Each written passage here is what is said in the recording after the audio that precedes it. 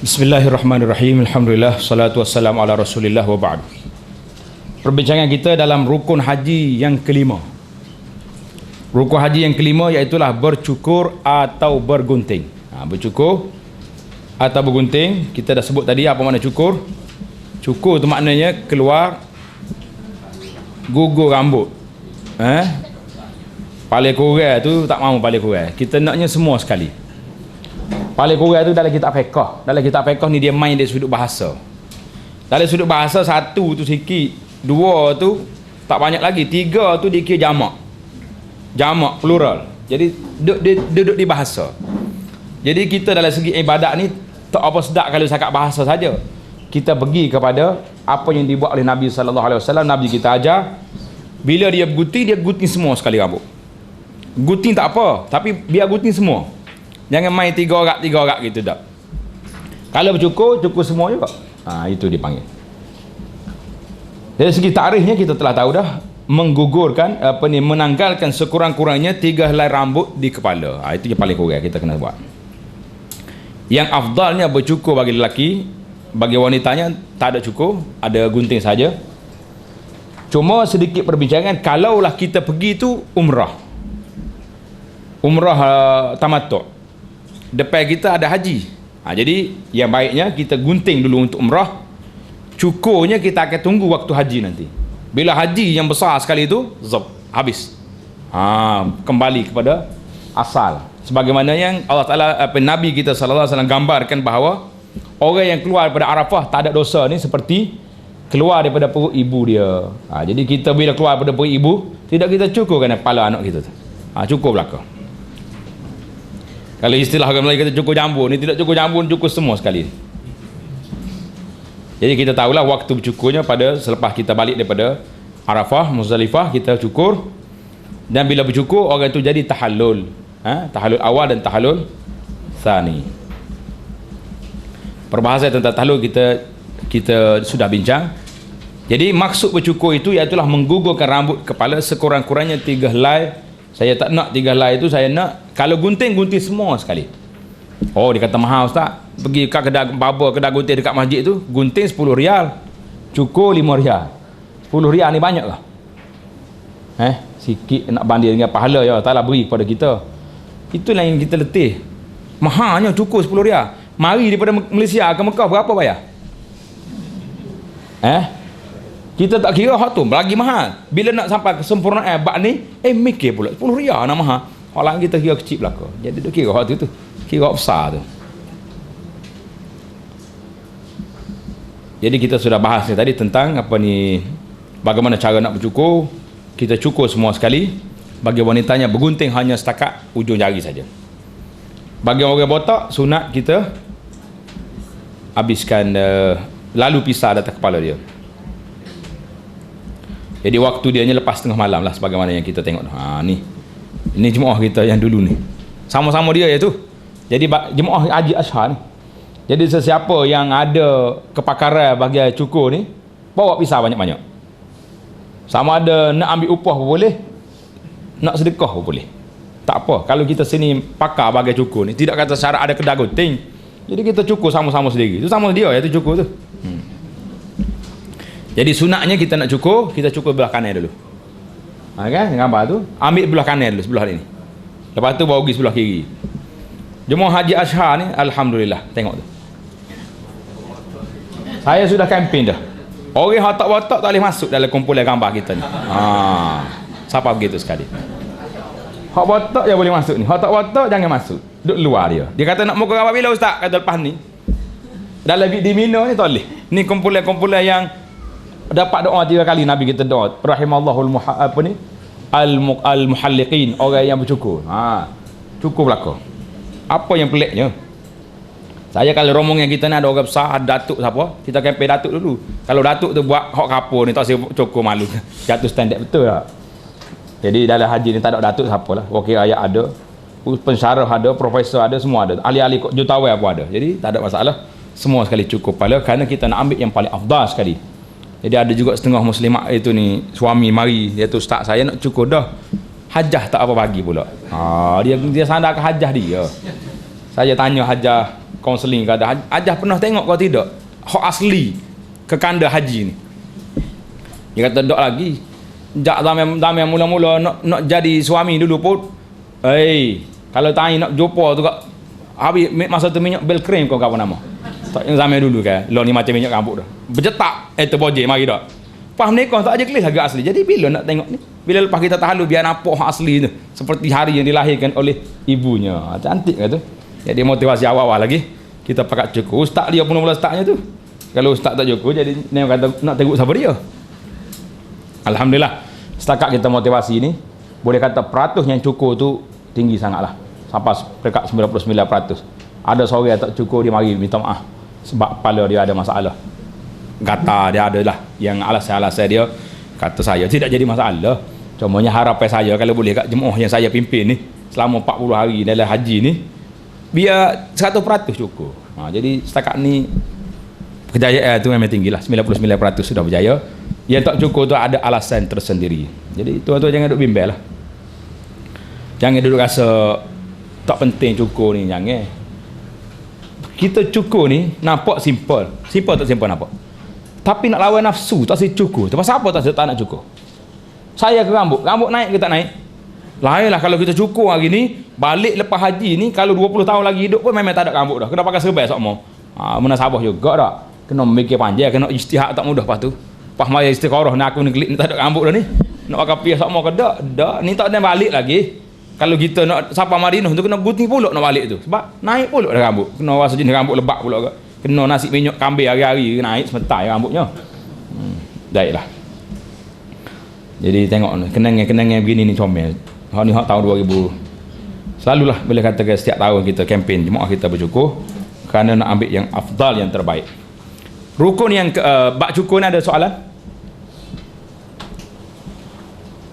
Tak ada lah. Kalau tak ada soalan saya pindah terus kepada rukun haji yang ke-6.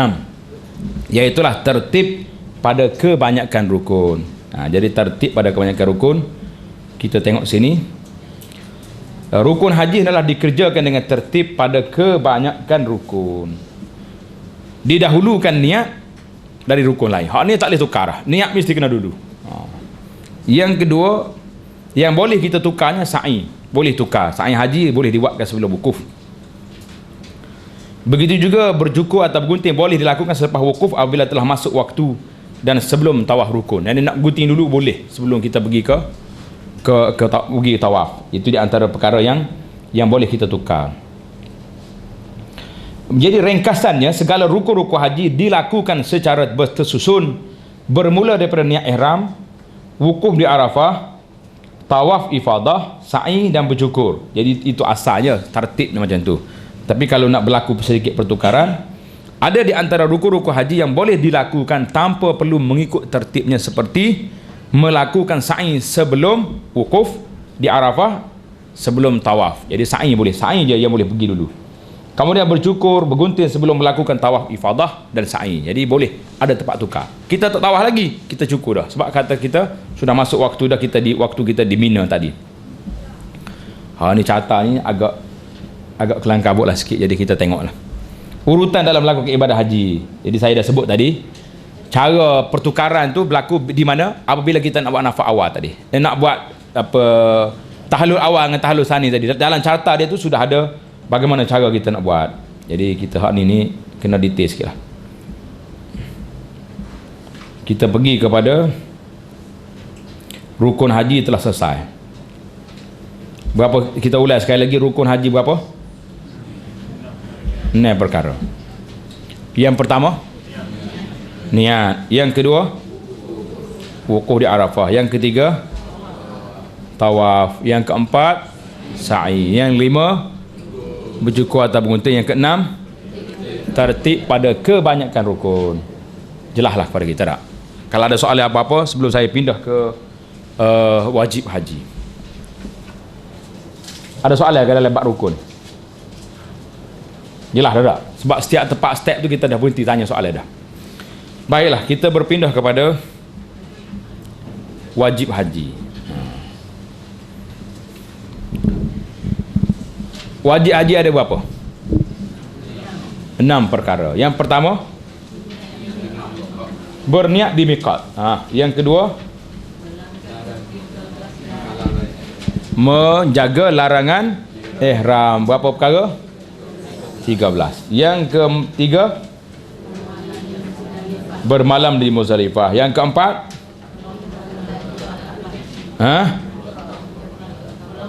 melontar jamrah Aqabah. Yang kelima, bermalam di Mina. Yang keenam,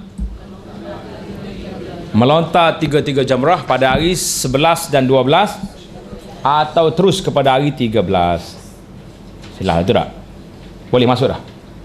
Jadi kita pergi kepada wajib haji. Apa dia maksud wajib haji itu, tuan-tuan muslimin dan muslimat? Pengertian wajib haji ialah pekerjaan yang wajib dilakukan ketika mengerjakan haji. Wajib tu amalan yang wajib kena buat, bukan sunat yang wajib. Jika tidak mengerjakan salah satu daripadanya, tak buat, haji tersebut tak sah haji, tetapi dikenakan dam menurut syarat-syaratnya. Dia juga menanggung dosa jika meninggalkan perkara tersebut dengan sengaja. Jadi ini yang masalah kita hari ini. Ada kalanya kita tidak jelas masalah ini. Dalam pengalaman saya bertugas membantu jemaah haji ini, masalah wajib haji ini, ada kalanya ustaz-ustaz kita, penceramah kita memberi penekanan lebih kepada kambing daripada benda lain. Tuan tak saya pergi buat benda wajib ni, beres, kambing seekor. Mudah ya? Betul lah, dari segi hukumnya lagu tu lah. Tapi kita orang kampung yang tak ada duit ni punya kambing seekor 300, berasa berat juga. Berat tak berat? Tapi bagi orang yang kaya, bukan 3 ekor, nak 3,000 kambing dia boleh bayar. Boleh tak bayar? Tak boleh bayar? Boleh. Kambing dia, duit dia banyak, jutawan, milioner lagi. Satu kes yang berlaku kepada saya, satu hari ada satu rombongan ni tak nak pergi melontar. Orangnya kaya lah. Jadi pegawai kita, ustaz kita yang bertugas tu duk tekan ke kambing. Kalau tak pergi melontar kena kambing. Jadi waktu saya sampai tu, dia tanya, dia kata, "Ustaz, berapa ekor nak kambing?" Kata, "Ini main kasar ni." Patutlah dia orang panggil saya suruh naik. Dia kata, "Naik tingkat berapa?" Jumpa dengan rombongan ni. Saya masuk-masuk, dia kata, "Berapa ekor nak kambing?" Kata, "Nak buat apa?" "Saya tak nak pergi Mina, tak nak melontar, takut." Dia kata, "Ni ada masalah lain, ini masalah psikologi." Saya kata, "Kalau saya nak kambing 10 ekor tuan boleh bayar, 100 ekor boleh bayar, 1000 ekor boleh bayar. Tapi yang saya nak tekan di sini, kedatangan kita ke Makkah Al-Mukarramah untuk mengerjakan haji. Nak kerja haji ini kerana siapa? Kerana Allah. Allah Ta'ala perintahkan kepada kita, bila kamu nak lakukan haji, wa atimmul hajja wal umrata lillah, sempurnakan haji dan umrah kamu tu mengikut syarat-syaratnya, mengikut rukunnya, lillah, kerana Allah. Salah satu daripada wajib haji iaitulah pergi ke Mina. Salah satu daripada wajib haji melontar. Bila wajib, maknanya kita dah letak atas diri kita nak mengerjakan haji kerana Allah. Hari ni Allah suruh kita melontar, Allah suruh kita pergi ke Mina. Kenapa kita tak nak? Jadi pasalah kita kena guna pendekatan yang baik, letak di hadapan mata kita, Allah suruh. Bila kita tak pergi, tak ada sebab, sakit, tidak apa, tidak saja nak relax kat hotel je, maka kita berdosa. Bila kita berdosa dengan sengaja tanpa sebab, apakah ada harapan untuk kita mendapat haji mabrur? Dalam masa tak sampai 15 minit saya kira, saya dapat respon yang baik. Dia kata, "Ustaz, pukul berapa nak pergi esok?" Jadi kita tak nak. Muslimin dan muslimat, jangan duk fikir tentang kambing. Kambing itu kecil, boleh bayar. Boleh bayar tak boleh bayar? Boleh bayar. Yang besar bagi kita ni apa? Dosa kalau kita tinggal tanpa sebab. Kita mari nak haji, ibadat kepada Allah Ta'ala, tiba-tiba sewenang-wenang kita tak nak pergi lah. Ustaz nak kambing berapa ekor, bagi je lah.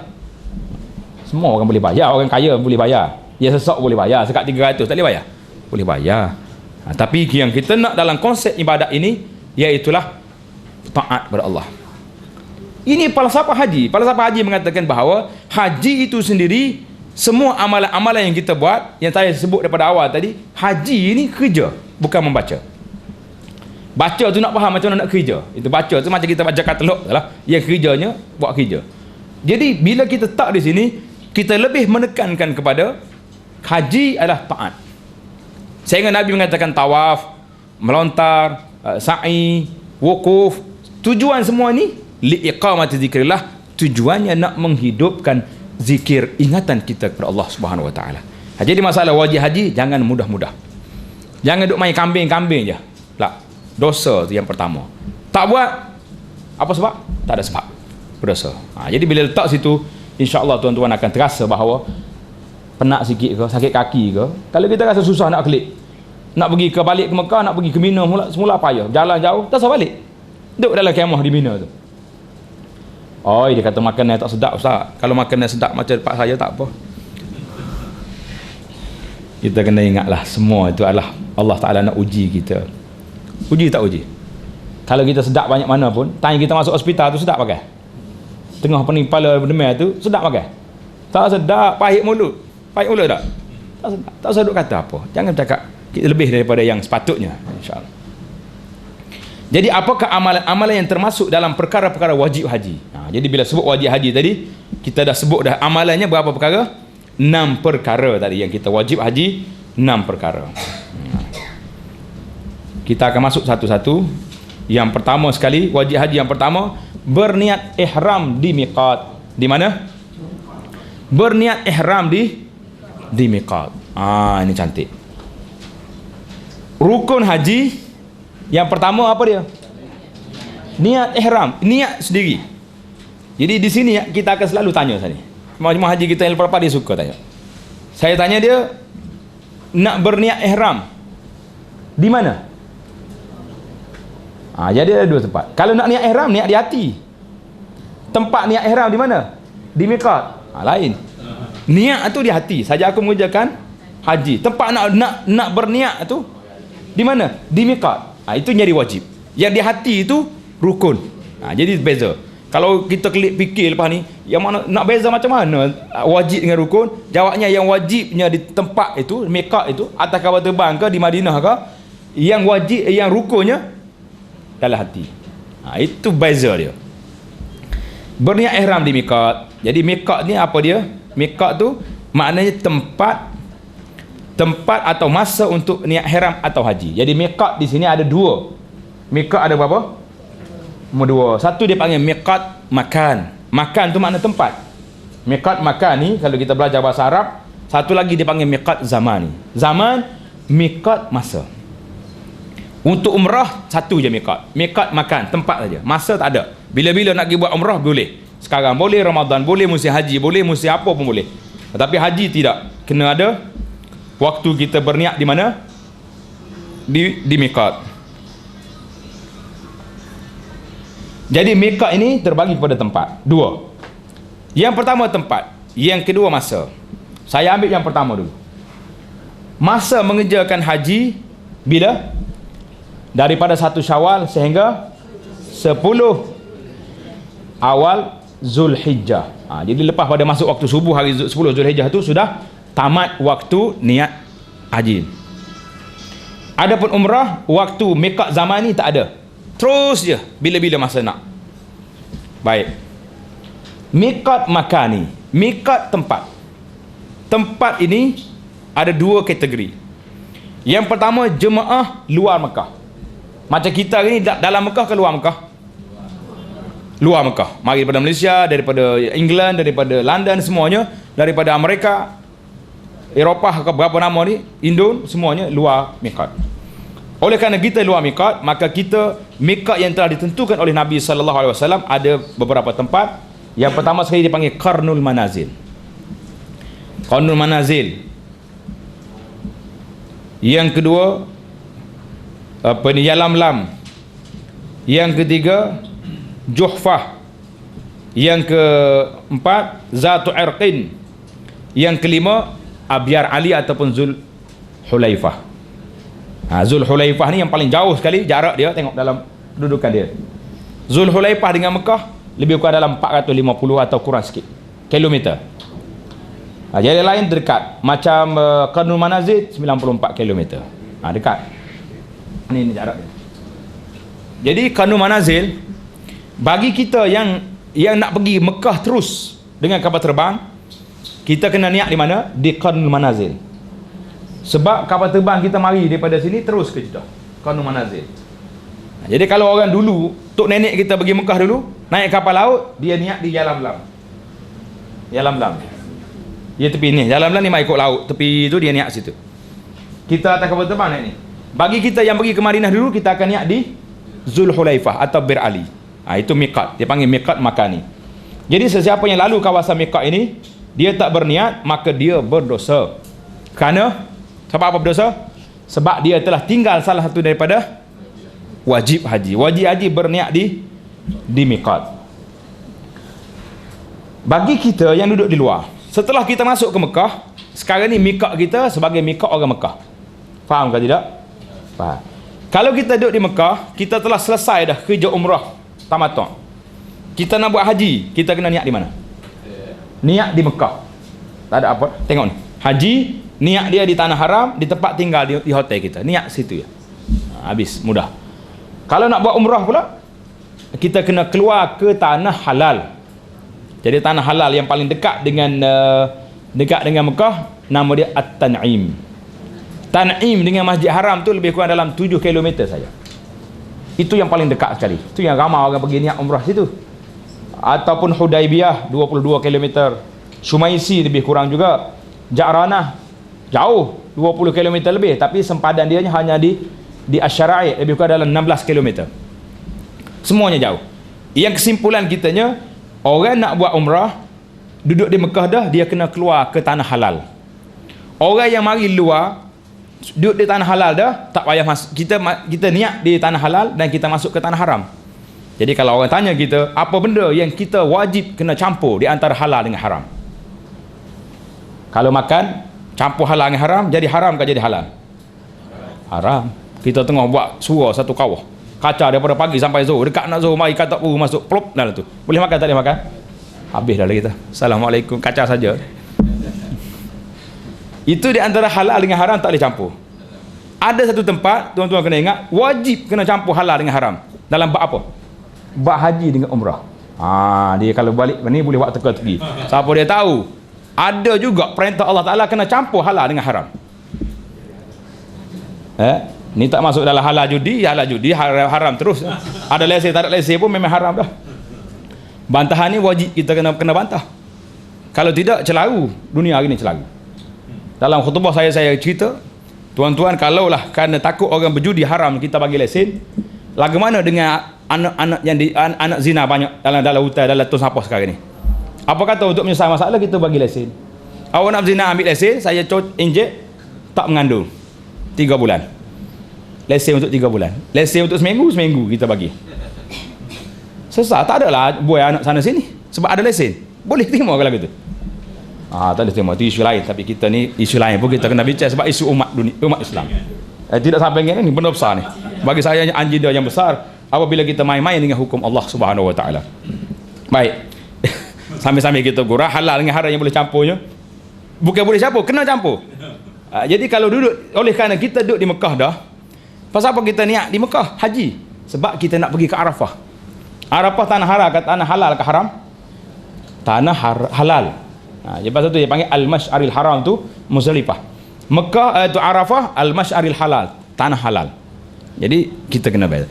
Bila kita duduk di Mekah nak buat umrah, pasal apa kita kena keluar ke tanah halal? Sebab umrah di Mekah, tawaf sa'i di Mekah.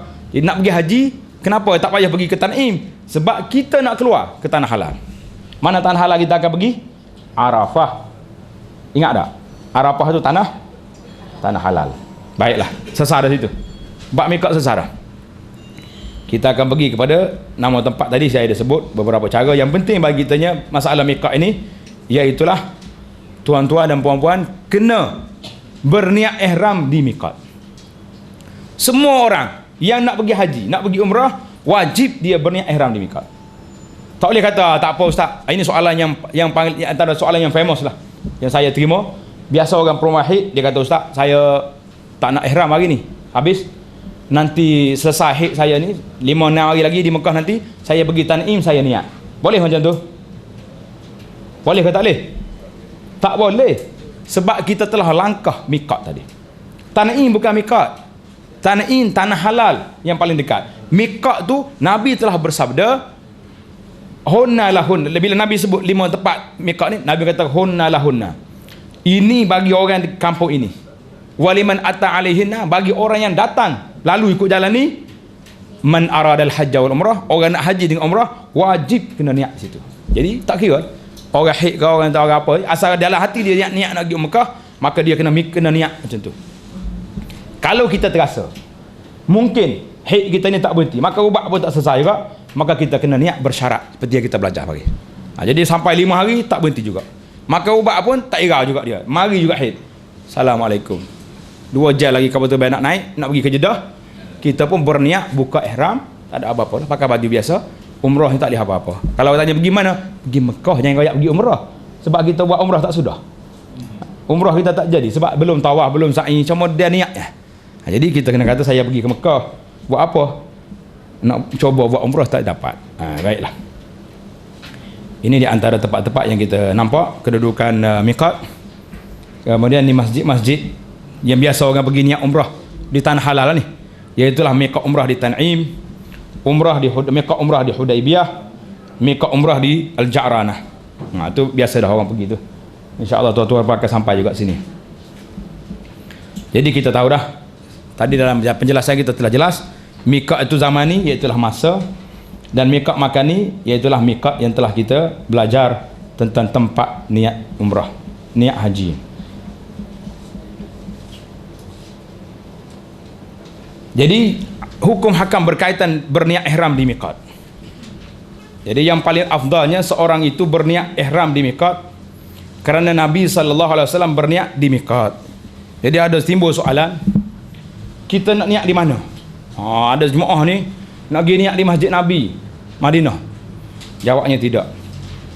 Walaupun niat di Masjid Nabi itu, semaya di Masjid Nabi 1000 pahala, tapi berniat ihram di miqat itu lebih baik, kerana Nabi kita niat di miqat. Jadi kita ikut Nabi kita buat itu lebih afdal. Jadi sesiapa yang berangkat ke tanah suci melalui kapal terbang atau kapal laut, hendaklah berniat ihram sebelum melintasi sempadan garisan miqat bagi negeri-negeri yang dilaluinya. Jadi negeri yang kita lalu tu, kita niat situ. Jadi negeri kita yang mana tadi? Qarnul Al-Manazil. Kalau atas kapal terbang, biasa dekat setengah jam nak turun tu, dia akan beritahu, tuan-tuan 1 jam nak sampai tu, dia beritahu dah. Kita akan sampai ke miqat tak lama lagi. Jadi hadut tidur, ada apa tu boleh bangun siap-siap lah. Yang nak tukar kain ihram ke apa dia, boleh kita tukar. Yang kedua, yang ketiga, semasa di miqat disunatkan mandi ihram, memakai pakaian ihram dan berniat selepas kita lakukan salat. Tak kira lah salat fardu ke salat sunat. Apabila berada dalam kenderaan selepas berniat ihram, wajib bila kita niat di atas kenderaan, kita niat ihram. Jadi ini perkara-perkara yang kita buat. Kemudian wajib ke atas seorang itu menjaga larangan ihram sehinggalah dia bertahallul, yakni melepaskan diri daripada larangan ihram. Jadi cara yang ketiga ni macam mana? Kalau boleh, kita sampai di miqat, kita mandi, kita tukar pakai ihram, bersiap untuk niat. Biasanya kita tidak galakkan yang ni, walaupun ini yang sunnah, payah. Sampai di miqat tuan-tuan nak waktu robek lagi. Jadi kita minta hak ni kita awalkan sedikit. Kita mandi siap di hotel kita. Kalau pergi ke Madinah tu mandi hotel siap dah. Bercukur yang nak gunting-gunting siap dah. Pakai pakaian untuk berihram. Kita naik bas sampai di miqat. Kita semaya sunat situ ke semaya fardu. Lepas tu bila kita naik bas, kita berniat ihram di situ. Niat ikut situ. Ada persiapan kita buat di rumah tak apa. Bagi orang yang naik kapal terbang, lain pula cara dia. Kalau pakej kita ni pergi terus ke Mekah, tuan-tuan dan puan-puan nak bersiap untuk ihram di mana? Jawabnya di Kuala Lumpur. Kalau kita yang mari daripada Kota Baru, di asrama tabung haji di Kelana Jaya tu, situlah. Dia kata kita akan check in, timbang barang pukul 2 tengah hari, pukul 12 siap mandi.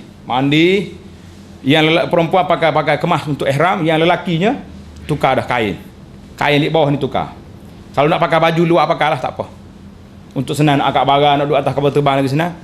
Tapi ingat, kain ihram yang kita nak tukar di atas ni nanti, biar duduk di tangan kita.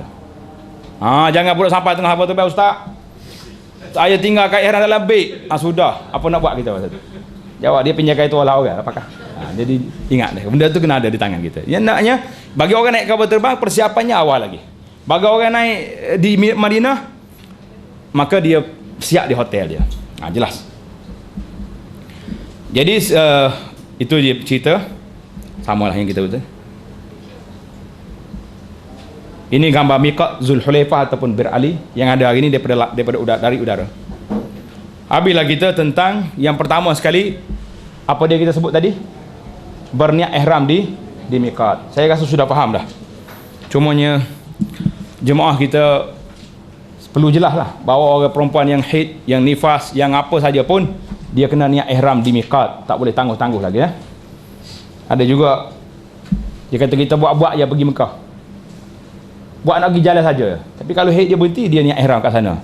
Tak usah duk buat lah, niat dalam hati tu sudah ada dah. Pergi mari buat apa? Istiar masa sembelih kambing, panggil orang semaya ajak di rumah tu niat nak pergi umrah dah. Jadi nak tak usah duk main dengan hati kita sudah azam dah yang kita ni nak buat umrah. Cumanya bila sampai sana ada halangan tersebut. Perbahasan yang kedua, wajib haji yang kedua, wajib haji dan wajib umrah sekaligus. Wajib umrah dan wajib haji sekaligus. Niat dan meninggalkan larangan ihram. Ada berapa? 13 perkara. Yang pertama sekali, umum, lelaki dan wanita semua dua-duanya dilarang. Yang pertama, mengerat atau memotong kuku. Ni tak boleh. Ini larangan. Kalau sekiranya kuku kita terkoyak, boleh tak boleh kita kerat? Jadi biasalah kita akak beg ke jalan, tiba-tiba kuku kita ni terkoyak, kena benda-benda. Pada waktu itu kita dibenarkan supaya buai kuku yang terkoyak. Boleh kita kerat itu dan tidak berdosa, tak payah bayar dam. Kerana dia ni dikira azab, menyakiti kita. Kalau tidak, nyanya nak tunggu habis ihram ni lagi terkoyak, jadi sakit tangan kita. Jadi itu yang kita boleh. Yang kedua, memakai bau-bauan sama ada di badan, makanan, minuman atau menghidunya ke dalam hidung. Jadi semua sekali bauan ni tak boleh kita pakai. Yang timbul persoalan di sini iaitulah tentang kalau kita basuh tangan. Sabun tu ada bau, boleh ke tak boleh? Di sini menjadi khilaf. Ulama berbeza pendapat. Ada yang mengatakan kalau kita niat nak berwangi maka kena dam. Tapi kalau niat nak bersuci, nak suruh tangan kita hilang minyak-minyak ni, pada waktu itu tak kena dam. Jadi kita kena ingat, aku pakai sabun bukan nak wangi, tapi nak cuci tangan. Jadi boleh kita pakai. Tapi kalau saya lah, yang sebaik-baiknya kita tak usah guna lah. Tak usah guna, cari tisu lah siap-siap dari rumah kita ni, ataupun yang kita bawa. Kita beli sini sabun yang tak bang, yang tak wangi. Siap-siap untuk kita dalam ihram. Tambah-tambah lagi kalau tuan-tuan nak buat haji ifrat yang ihramnya begitu lama, beli siap dah. Yang seterusnya, mencabut rambut atau bulu dari mana-mana anggota badan. Tengok ayat di sini, dia kata apa? Mencabut. Dia kata apa tu? Mencabut. Kalau kita ambil wudu, bulu jatuh, kena bayar dam ke tidak? Tak bayar dam. Kalau kita mandi, gugur rambut kita, kena bayar dam ke tidak? Kena faham betul-betul. Yang tak bolehnya, mencabut. Bulu sini semua sekali. Bulu roma ke, bulu hidung ke, bulu mata ke, tak boleh. Berbeza dengan tahlul. Tahlul tadi menghilangkan rambut di kepala saja. Jangan jadi cukup lain. Lama sudah lepas tahlul, tengok saya nak ambil gambar nanti, misal tak ada, janggut tak ada, kening pun tak ada. Dia kata apa ni? Tahlul. Berat saya. Ustaz kata kena cukur, bukan cukur tu, cukur kepala je. Hak lain jangan cukur. Berapa dah tu? 3. Kalau ada soalan tanya terus sini. Biasanya tentang rambut ni lah. Menggaru, kalau luruh rambut, garuan yang tidak melampau, sampai kodok tarik begini janganlah. Mana garu kita gatal sikit, luruh rambut itu tidak dinama mencabut. Kita garu dia luruh. Tak apa. Jadi berhati-hatilah. Jangan. Yang seterusnya, memakai minyak di kepala, janggut dan semua bulu muka. Jadi di antaranya pakai minyak wangi, minyak rambut ni. Yang seterusnya, memotong atau menebang, mengerat, mencabut pokok-pokok di tanah haram. Tanah haram tak boleh. Jadi ini termasuk larangan ihram dan tidak ihram lah. Di tanah haram ni tak boleh kita cabut pokok. Tapi dalam ihram tu lagi kuat lagi. Tapi kalau pokok di Arafah macam mana? Kita duduk pergi Arafah, biasalah duduk lama Arafah kan, dalam kemah kita ada pokok, kita duduk sandar situ, akhirnya tercabut pokok. apa ni terambil ranting dia. Kena bayar dam ke tak bayar dam? Pasal apa tak bayar dam? Tanah halal. Ingat betul-betul. Tanah halal. Jangan bawa. Saya tak nak tengok dia ada ni. Haji kita ke hajah kita bawa pokok mari tunjuk saya. Ustaz macam mana ni? Benggigil dia. Ketar ni bawa saya. Di Arafah. Saya kata kerusuh. Kada kerusuh baru ni. Bila kita sebut kerusuh dia senyum tengok. Dia kata ustaz ni tanah halal ni. Baru teringat balik. Tapi terkejut lah. Kenapa tak terkejut je? Bila dia tercabut pokok, yang lain ni satu ni. Yang duduk dekat tanah ni, awak dam. Alah, pucak kawan itu bawa lari pokok mari jumpa saya. Mana ustaz? Kata apa pak? Ni pokok cabut ni. Semua orang duduk serbu saya kena dam dia. Jangan dia, kita tak serbu tak tu kalau janganlah. Fikir betul-betul. Jadi jemaah yang belajar dia tak akan berlaku sedemikian insya-Allah taala. Memburu binatang buruan darat yang halal dimakan atau membinasakannya di tanah halal dan tanah haram. Masalah buru binatang ni tak kira tempat. Tanah halal pun haram, tanah haram pun haram, dua-dua. Ini di antara ujian Allah SWT ke atas umat ini. Masalah buru ni Tuhan sebut dalam Quran. La yabluwannakumullahu bisyai'in minas saidi tanaluhu aydikum wa rimahukum. Allah Taala kata, ya ayyuhalladzina amanu la taqtulus sayda wa antum hurum. Wahai orang beriman, jangan sekali-kali kamu memburu haiwan dalam keadaan kamu berihram. Jangan. Jadi siapa yang buru faman qatalahu muta'ammidan fajaza'u. Balasannya kena sembelih. Kalau kita buru rusa, kena bayar dia lembu dan seumpamanya. Tujuan apa? La yabluwannakumullah. Allah Taala nak uji kita bi syai'in minas sayd. Sedikit daripada haiwan-haiwan perburuan ni. Sahabat-sahabat yang pergi haji bersama dengan Nabi 100,000 orang lebih. Bila Allah Taala nak uji, katanya haiwan-haiwan yang liar ni mari duduk gelewak tepi kaki unta. Tuhan sebut dalam Quran, tanaluhu aydikum wa rimahukum. Kamu boleh ambil binatang ini dengan tangan kamu, dengan tombak kamu boleh. Tak ambil lagi. Tapi tak ada seorang pun hollow tangan dia nak ikat, nak ikat. Mana arnak tu boleh pulas telinga akak naik. Ni arnak, rabbit. Tak ada siapa buat. Ini menunjukkan bahawa umat Muhammad sallallahu alaihi wasallam ni satu umat yang cukup berdisiplin, yang cukup patuh pada Allah Taala. Ada juga ahli riwayat ahli sejarah mengatakan berlaku juga kematian di kalangan haiwan ini yang aksiden. Aksiden dengan apa? Aksiden dengan unta. Dia duduk berjalan ke tepi kaki unta sepak dia mati. Mana kalau kita tangkap tak? Ini berbeza dengan umat Yahudi, Bani Israel. Bila Allah Taala sebut dia jangan tangkap ikan hari Sabtu. Tak. Dia pergi gali lubang hari Jumaat.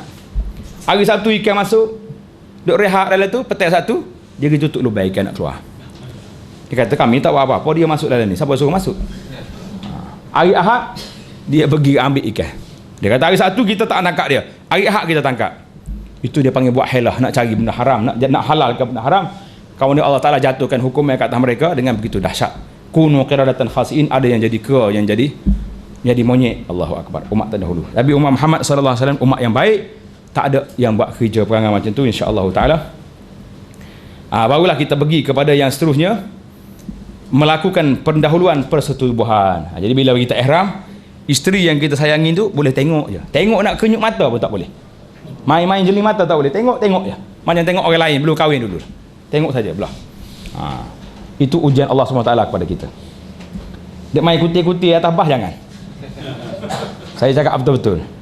Tahun lepas ada orang cerita atas bah dia gelap, jam pula, duduk dekat-dekat. Lepas itulah saya kata tuan-tuan haji dan hajah di atas bah ni, yang haji duduk sama haji dekat-dekat lah, yang isteri sama isteri duduk sekali. Dia ujian Allah Ta'ala ni memang masalah. Bila dia larang, berlakulah bendanya tu. Nak tahu, kalau nak suruh laku buku saya ni, tengok macam mana. KDN telah mengharamkan buku ni.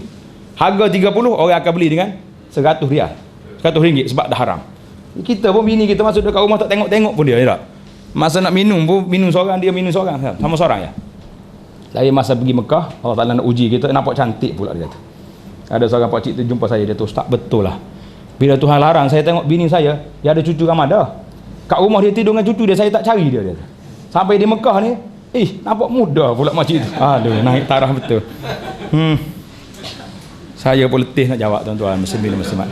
Itu yang saya suka cerita realiti lah, bukan nak mengarut tidak. Tapi realiti boleh katakan bila Allah Ta'ala uji kita, ujian itu ada, tapi kita doalah minta Allah Ta'ala selamat.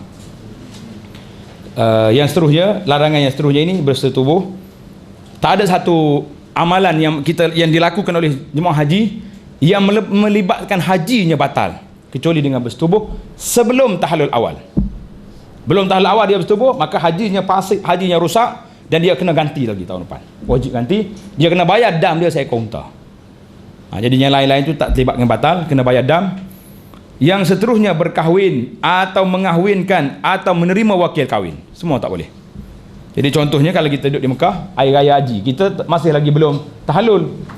Dalam ihram, anak kita telefon abah, orang nak kahwin ni, minta wakil, tak boleh lagi. Tak boleh wakil lagi. Tunggu dia lepas buka tahallul awal, tahallul tsani, nanti barulah selesai, baru boleh wakil kahwin. Itu untuk umum lah. Biasa wakil tadi untuk lelaki. Tapi bagi fokus kepada lelaki saja, larangan ihram bagi lelaki saja iaitulah memakai pakaian bersarung atau berjahit atau bercantum. Jadi kita kena ingat, biasa kita duk khusus tak boleh pakaian berjahit. Nah, bila berjahit ada orang susah hati dia tu, ustaz, macam mana saya nak pakai kain ihram ni, ada jahit zigzag kat tepi tu. Kain ihram dia kan, takut bulu tepi tu, dia jahit tepi. Boleh pakai tak boleh pakai? Berjahit tu jadi kena faham betul-betul. Maknanya tak boleh bercantum yang berbentuk macam kita ni, macam masuk satu anggota, tak boleh. Jadi itu di antara pakaian laki-laki yang tak boleh pakai. Orang laki-laki dalam ihram dia, semua pakaian yang bercantum tak boleh pakai, yang berjahit tak boleh pakai. Tetapi kalau terdesak, macam nak buat, kita boleh pakai, tidak berdosa, tapi kena bayar dam. Termasuklah selipar. Selipar kita ni dalam muzakarah haji kebangsaan tahun 2010 ni telah memutuskan bahawa semua 5 jari ni kena keluar belaka. Saya cerita hak putusan muzakarah ni. Yang saya tak setuju cerita lain. Yang saya kata kalau dah keluar buku jari ni cukup dah. Tapi muzakarah haji kena ingat, jangan ikut saya, kena ikut muzakarah tu. Sebab bila sampai di airport nanti, pegawai-pegawai kita ni akan tengok, pakcik, selipar ni tak cukup syarat. Jadi kita kena beli selipar. Saya angkat selipar ni bukan nak hina tuan, tidak, tapi contohlah. Jadi biar buka semua ni nampak jari kita. Beli selipar yang macam ni. Selipar Jepun lah. Selipar yang macam ni, belakang buka, depan buka, menyelesaikan banyak masalah. Kalau kita kata boleh dah selipar yang buka macam ni pun, sebab nampak jari, tapi oleh kerana muzakarah baru dikata tak boleh. Kalau tuan-tuan pakai juga, mungkin kita akan ditegur oleh pegawai-pegawai yang jaga kita di Mekah atau di Kuala Lumpur nanti. Jadi beli selipar yang macam ni, mungkin setengah orang tu kalau tak pakai selipar bertali tak boleh. Jadi kita beli selipar bertali juga, tapi yang buka semua, nak nampak semua 5 anak jari. Pakai yang itulah lebih baik, lebih selamat daripada kita pakai yang lain. Jadi orang laki-laki ni apa yang dia boleh pakai? Dia boleh pakai semua. Cermin mata boleh pakai, cincin boleh pakai, jam tangan boleh pakai, beg sandang boleh pakai, tali pinggang boleh pakai, semua yang lain boleh pakai. Yang tak bolehnya pakaian yang bercantum. Sebab tali pinggang ni di antara perkara yang asas. Kalau kita tak pakai tali pinggang kan jatuh kait ihram kita pula, jadi masalah lain pula. Yang pertama. Yang keduanya masalah duit. Mungkin kita pakai beg kita di pinggang ni, nak masuk duit dalam tu dan sebagainya untuk keselamatan, pada waktu itu dibenarkan. Orang laki-laki juga tak boleh menutup kepala atau sebahagian daripadanya. Tak boleh tutup kepala. Jadi waktu kita pakai ihram, ingat betul-betul, jangan salah pergi tudung. Panas tudung. Tapi dalam ihram dia bagi 2 kategori. Satu benda yang merusakkan, satu benda yang tak merusakkan. Benda yang tak merusakkan macam kita pakai pakaian, terlupa tudung kepala kerana panas. Mari kawan kita, awak sudah ihram dah? Sudah umrah dah? Belum? Ni apa tu? Maaf, keluar. Rusak tak rusak kepala kita? Tak rusak, tak payah bayar dam. Kerana kita terlupa. Bila diingatkan kita terus je buka. Tapi kita duk ambil kat kuku, tek kat aku. Mari kawan sebilik, pakai ihram kat kuku ke? Terlupa. Kuku kita boleh masuk balik ke tak boleh masuk balik? Jadi dalam kitab fiqh Syafi'i kata, walaupun kita tersalah kena bayar dam juga kerana benda tu sudah rusak, itlaf. Sudah rusak, nak ambil balik kuku, tepek semula sini tak terlekat dah dia. Jadi beza di antara benda yang rusak dengan benda yang tak rusak. Yang tak rusak teruskan. Yang rusak tak boleh. Jadi kena bayar dam. Jadi menutup kepala, orang laki-laki tak boleh tutup kepala. Yang lain lagi tak boleh, stocking semua tak boleh belaka. Kita fokus kepada larangan yang khusus bagi wanita, iaitulah menutup muka. Jadi tak boleh tutup muka orang perempuan, tak boleh tutup muka. Dan juga tak boleh tutup tangan. Pakai sarung tangan dengan tutup muka tak boleh. Siapa dia pakai tutup muka, hari ni timbul dengan penyakit apa yang kita takut hari ni? Babi. Sebut kuat-kuat sikit, penyakit sesama babi. Sebut H1 orang tak kenal. Tak kenal tua penyakit. Jadi saya tak suka sebut H1 sebab dia kata penyakit apa H1? Saya pun tak tahu. Orang suruh tutup muka, suruh basuh tangan, basuh je kita. Bila sebut penyakit babi, orang yang makan babi dia terkejut sikit. Nathan ni ada penyakit rupanya. Jadi sekurang-kurang kita motivasi sikit kawan-kawan kita yang hidup makan benda ni. Kita alhamdulillah orang Islam tak makan dah. Kena tutup muka. Ataupun orang ni tak boleh tahan dengan debu, asma dan sebagainya. Jadi orang macam mana nak buat? Jadi pihak keputusan muzakarah mengatakan boleh tutup muka, tidak berdosa tapi kena bayar dam. Jadi dam di sini bukan seekor kambing. Dia panggil dam takhir. Jadi masalah dam nanti saya akan cerita di dalam kitab kita ada dam nanti insya-Allah. Baik. Jadi orang perempuan tak boleh tutup muka. Kalau terdesak perlu pada tu boleh kita tutup dan kita kena bayar dam. Jadi itu di antaranya yang tak boleh kita tutup perempuan. Ini pakaian orang perempuan ni. Ini pakai ihram lelaki. Ini pakai macam tu. Gambar lagi tu lah. Orang lelaki pakai dua helai raya je. Bawah atas selipar dia tu kena nampak semua jari. Itu muzakarah dia. Kemudian bila kita nak tawaf, baru kita buka tu. Bila kita nak tawaf, baru buka tu. Jangan duk buka lagu ni daripada Kuala Lumpur lagi, jangan. Ramai ni buka lagu ni. Jenuh dah saya nak tegur, tak malah tegur dah. Kita ajar sini lagi awal-awal lagi. Nak buka belah kanan ni bila? Waktu tawaf. Sebab apa?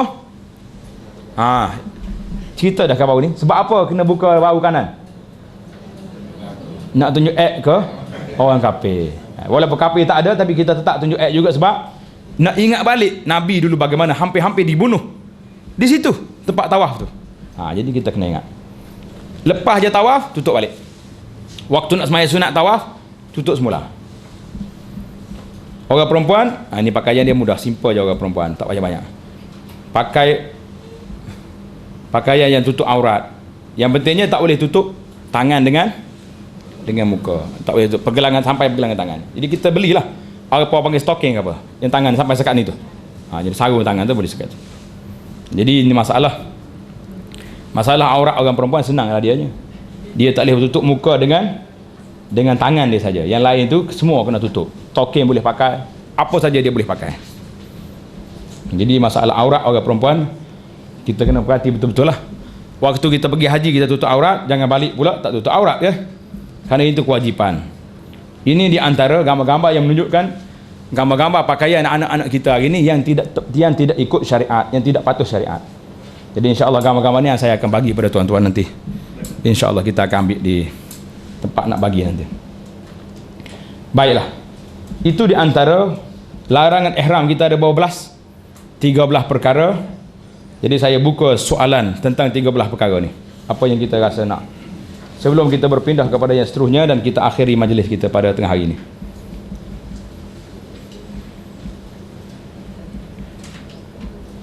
Ada soalan tak? Dalam masalah larangan ihram. Tak ada dah? Ya. Tak boleh belakang dah. Belakang-belakang tak boleh. Dia boleh sebab tu dia bagi pakai tali pinggir tadi. Tali pinggir ada tu kan tu dah. Jadi berlatihlah pakai kain sarung pergi masjid tu, jangan pakai sari dua ni. Kita test dulu tengok boleh ke tak boleh. Tak apa. Dia tak boleh pakai semua dah tak boleh. Laki-lakinya dua helai kain ihram tadi ya yang boleh pakai. Masa tidur lagu tu tidur. Sebab itulah dalam Islam ni dia ajar cara tidur. Tuan-tuan tengok cara tidur. Ni saya tunjuk dalam kitab kita hidup syariat ni ada. Cara tidur orang Islam ni dalam gambar dia tu. Dia suruh kita tidur menyenggih sebelah, duduk atas kanan, dia menyenggih gini. Insya-Allah taala dia akan terjaga aurat. Kalau salah berlaku apa-apa pun pergerakan dia tak akan tutup aurat. Kata kalau mari angin pun tak akan kain kita. Kalau salah berlaku apa-apa aktiviti lah mengawal tu tidur ni pun tak nampak, dia tak nampak. Jadi kena tidur sebelah kanan kita. Ini sunnah. Nabi kita ajar tidur sebelah kanan kita. Kena berlatih malam ni telah tidur kita. Jadi kalau salah posisi tak kena rumah ni takut paling belakang kau kan, tukar batal malam ni. Yang penting nak tidur gen ni kata. Biasa yang bawa kita ni suka tak mau dalam kuliah kita ni kita bagi cerita-cerita sikit, jangan marahlah. Dia kata ustaz ni berkaca juga, tak kaca tu nak suruh biar faham betul-betul tak. Kalau kita royak dia main kiah-kiah jauh-jauh ke payah siapa tak jejak. Kadang-kadang siapa tak lah lain. Kita nak royak lagu lain. Nak royaknya tidur alik kanan. Biar betul tu jadilah gitu. Jadi di antara sunat-sunatnya bila kita tadi kita sebut tentang larangan, yang sunatnya sebelum kita niat ihram tu kita buatlah macam kerak kuku, nipis janggut dan misal sebagainya. Perkara-perkara yang kita dah sebut waktu di miqat yang sepatutnya kita kena buat. Mandi sunat ihram, ambil wudu, pakai wanginya di badan, jangan pakai di kain. Kalau pakai di kain tak boleh guna lepas tu. Pakai di badan kita. Amalan sunat semasa niat ihram dalam keadaan kita dalam keadaan berwudu di atas kenderaan. Selepas kita ihram banyak bertalbiyah dan berdoa serta berzikir kepada Allah SWT. Jadi itulah di antara perbincangan kita kali ini. Insya-Allah taala kita akan sambung perbincangan kita dalam wajib haji yang ketiga. Apa dia? Bermalam di Muzdalifah. Cuma di sini ada timbul satu soalan tentang orang perempuan yang saya sebut tadi, orang perempuan yang haid. Kalau dia niat ihram, dia kena bersyarat. Kalau dia bersyarat, dia boleh keluar daripada ihram dia tanpa kena tunggu di Mekah. Tapi risikonya dia tak dapat umrah, tak dapat haji. Jadi kalau orang haji, kita bagi tak galakkan dia niat bersyarat. Jadi kalau timbul isu orang ni kena sebagaimana dalam soalan ni, boleh ke tak boleh kita tawaf tanpa dalam keadaan haid? Jadi dalam soalan kita ni sebut tentang kita pindah pada mazhab Hanafi. Yang tu boleh. Kita pergi pada mazhab Hanafi yang mengatakan boleh orang perempuan dalam keadaan terdesak dia tawaf juga, tapi perbincangannya panjang. Saya pun tak nak kemukakan pada umum. Kalau berlaku kes in case macam ni, kita akan buka perbincangan secara khusus saja. Kalau tidak dia berani sangat orang kita ni. Beres kata saya pergi tak apa, Hanafi ada. Jadi dia tak tahu risikonya banyak. Ustaz-ustaz yang akan mengendalikan kes ni yang terasa berat. Saya dah sebut pada kawan-kawan saya waktu di Mekah dulu. Biasanya kalau ada kes besar-besar dia akan panggil kita suruh pergi bincang. Saya kata dalam hidup saya ni ada beberapa kes yang saya cuba mengelak seboleh mungkin. Cuba elakkan. Yang pertama sekali kes orang perempuan haid tawaf. Kerana mazhab boleh katakan majoriti ulama kata tak sah. Ada segelintir kata sah, sebahagian kata sah, tapi hati kita rasa berat untuk melakukannya. Yang pertama. Yang kedua, tentang orang perempuan ada masalah dengan suami dia. Masalah nikah cerai. Ini saya tak nak campur. Bawa ke mahkamah lebih senang. Kerana dia cakap yang kita lain. Dia balas dengan bini di rumah dia lain. Dia kata lain. Saya tak kata. Bini kata dia kata dah cerai. Saya tak kata. Jadi bila tiba kita jatuh hukum tak cerai. Ini di antara kes yang saya tak nak ambil. Jadi kalau orang telefon saya, ustaz saya ada kes ni, saya kata pergi mahkamah ya. Jadi di antara kes-kes yang saya tak nak terima ya, yang tak nak bincang lah. Tapi kalau berlaku, kita cubalah mencari penyelesaian. Jadi insya-Allah taala kita akan sambung perbincangan kita pada sesi yang akan datang dalam bab sambungan kepada wajib haji yang ketiga, iaitulah bermalam atau bermabit di Muzdalifah. Insya-Allah taala.